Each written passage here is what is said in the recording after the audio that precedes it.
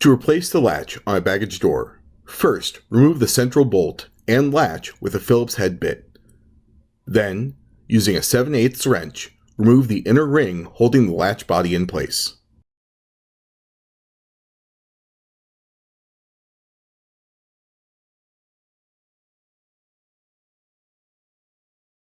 Next, from the outside of the door, remove the feed latch body by pulling outward. To install the replacement latch, insert the latch body in the hole opening of the door with the handle facing away from the hinge. Then, from the inside, resecure the ring onto the latch body and tighten down with a 7/8 wrench until the latch body is held firmly.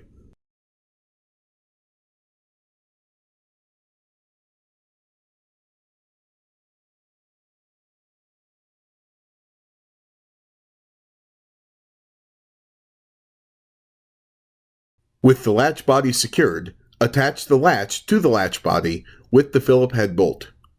Be sure to orient the latch so that when the key is used, it turns to latch and unlatch properly.